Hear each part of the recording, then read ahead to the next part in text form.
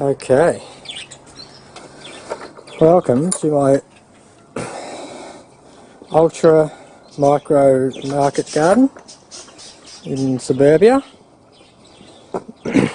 Give you a really quick run through. You can see things have been completely churned over. We've rotary hoed the whole area because most of it was full of couch grass and kikuyu. You can see all the runners here. There's thousands of them in the soil, and they'll all have to be raked out. We've got chickens. Here the couch grass is particularly bad. This is the thin variety, which is pretty horrible.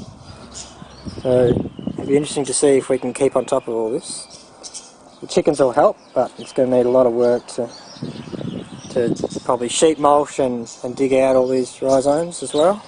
This main area in front of us here is about 60 square metres. That's going to be the main market garden, kind of row crops and things. Over here we have another 60 square metres, which is going to be much more permaculture, food forest, fruit trees, ground covers and herbs and things.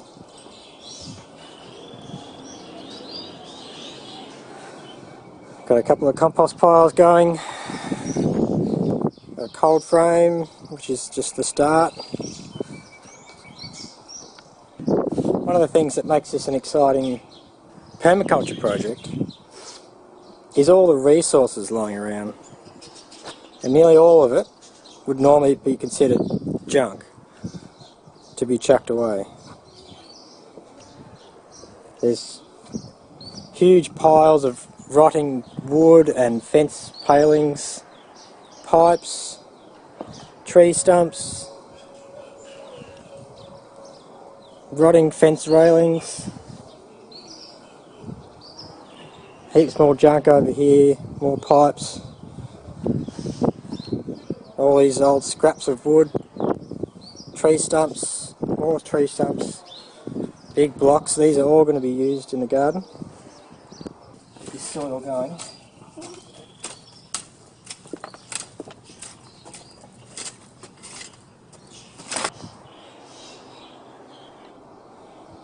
You loosen up all the rhizomes and pick out a few bugs for their efforts. Another really exciting thing about this project is all the water resources that are able to be gathered from this site. There's a little tiny tank, and we're going to funnel the outflow of that. There's water off this little chicken shed, which is currently just creating pools. Have plans to put a water tank on the back of this shed, and how crazy is this? We might have to have a friendly chat to the neighbours because of this huge roof space next door and water tank, which, would you believe, is not even connected. Now this corner has some very interesting water problems, which we're going to try and turn into solutions. There's a trench under here, which is all full of water. Now under this puddle, there's actually a downpipe that comes down from the house, or at least the shed, and it hits the laneway, which is on the other side of this fence, and stops, and just backfills up. So this area is quite waterlogged. I'm going to turn it into a little pond, dig a swale sort of trench across this whole back of the property, and put another pond on the other side of the apple tree. And we'll see how much water we can collect. It's going to be a lot, so we might have to come up with some other solutions to try and move the water on, or pump it up into a water tank. This area we're going to have to raise a little bit so that it doesn't get so waterlogged. Well, I was going to put a tree here. Not sure if we can do that now.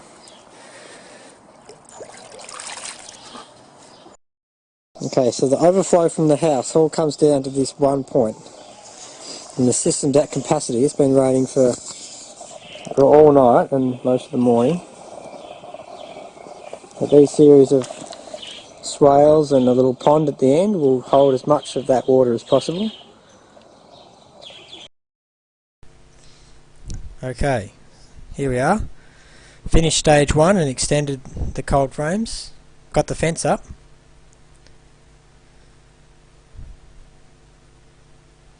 And the water tank installed.